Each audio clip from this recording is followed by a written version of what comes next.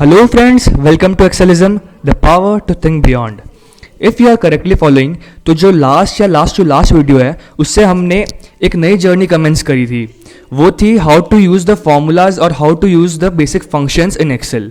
उसमें सबसे पहले हमने बात करी थी लॉजिकल ऑपरेटर्स की, जिसमें हमने सीखा था equal to, greater than equal to, not equal to जैसे basic operators and how to use these.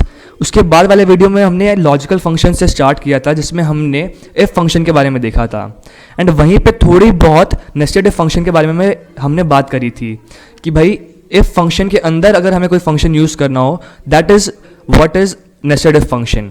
सो इस वीडियो में हम नेस्टेड इफ फंक्शन के एक स्पेसिफिक एरिया में जाने वाले हैं कि हमें अगर इफ फंक्शन के अंदर ही इफ फंक्शन का इस्तेमाल करना हो तो हम कैसे करेंगे। बिकॉज इफ फंक्शन जो है अगर आप देखें तो हमें दो ऑप्शन देता है, दो कंडीशन देता है, value if true, value if false.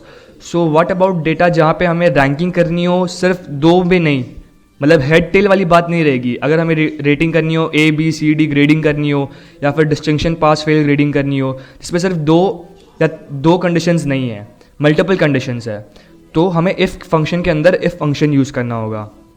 So how are we going to counter that, let's see. तो स्टार्टिंग से इक्वल टू इफ, फॉर्मूलाज हमेशा इफ इक्वल टू से स्टार्ट होते हैं। इफ प्रेस करके जो लिस्ट आती है उस पर टैब दबाते ही ये ब्रैकेट ओपन हो जाएगा। लॉजिकल टेस्ट है हमारा कि whether this F4 is less than से स्टार्ट करना है, ये क्रक्स है। ग्रेटर देन से भी कर सकते हैं, बट लेस देन से मैं आपको समझाता हूँ। If F4 is less than 40 comma, तो वैल्यू इफ ट्रू, तो अगर F4 40 से लेस है तो फेल है। तो फेल मैंने आपको बता रखा है कि अगर फॉर्मूला के अंदर कोई टेक्स्ट डालना हो तो उसे डबल इन्वर्टेड कॉमाज में एनक्लोज कीजिएगा, FAIL।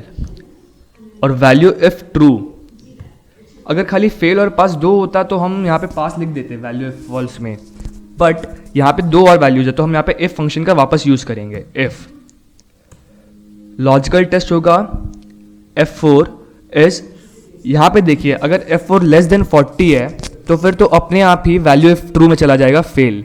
अगर F4 ग्रेटर देन 40 है तब जाके वैल्यू इफ फॉल्स में जाएगा। तो हमें यहाँ पे इनक्लोज करना है कि अगर 40 से ज़्यादा है वैल्यू, तो फिर अगर लेस देन 60 है तो हमें क्या चाहिए, अगर F4 लेस देन 60 है तो हमें चाहिए पास, PASS, inverted commas close.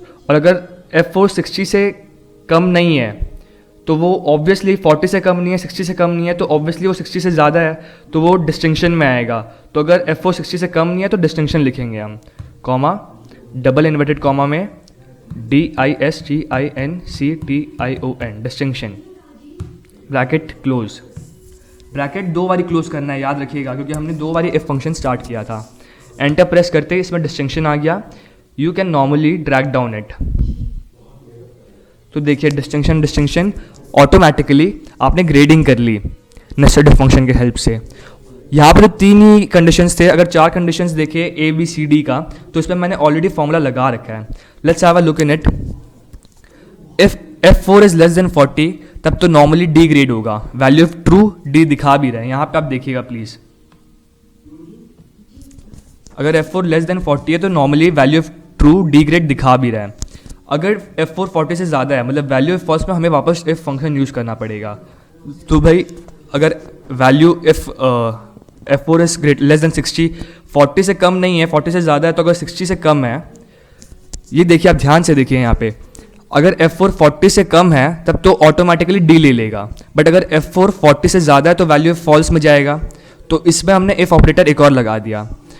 If operator एक और लगाने पे हमने ये किया कि अगर 40 से तो ज़्यादा है ये हमें पता चल गया क्योंकि वैल्यू फॉल्स में जा रहे हैं हम, बट अगर वैल्यू 60 से कम है तो C ग्रेड, नहीं तो वापस अब हम कमिट नहीं कर सकते कि B आएगा कि A आएगा, इसलिए वापस से इफ ऑपरेटर यूज़ करेंगे। If F4 is less than 80 तो वैल्यू इफ ट्रू B, नहीं तो 80 से ज़्यादा हुआ तो वैल्यू इफ फॉल्स होगा A।